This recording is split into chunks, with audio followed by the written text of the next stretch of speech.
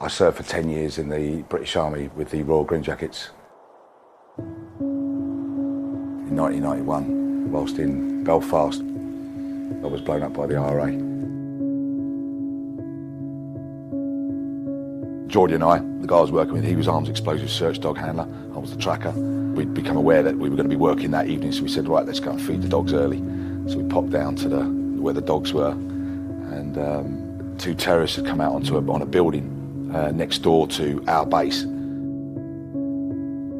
They came out to this fire escape, pulled this coffee jar bomb out, quite literally a coffee jar, packed with Semtex and what we used to call shipyard confetti, nuts, bolts, rivets, nails, anything that's going to fly and maim and kill, and dropped it down.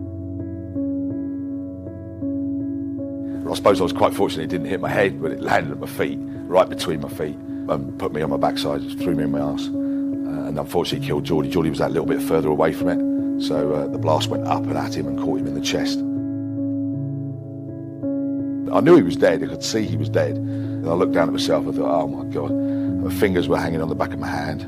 My right leg was hanging on by a tiny bit of tendon and skin. The left leg was gone completely, it was about 20 metres away. I remember my ears were bleeding, but with the blast I'd done my eardrums, but I could actually hear everything. I could hear the dogs barking, I could hear things happening around me. Thought to myself, well, this is it. I'm going to die here. I'm going to bleed to death. This must be it. I can remember feeling quite cold and feeling myself chilling down. Woke up 4 days later, and the first thing a nurse said was, "Darren, do you know what you've lost?" I never wore uniform again after that.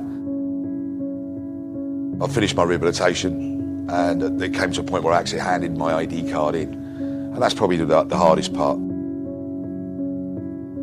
knew nothing about Flax Street. I couldn't even spell mortgage. And it was quite a culture shock, really, to be released and not have that camaraderie.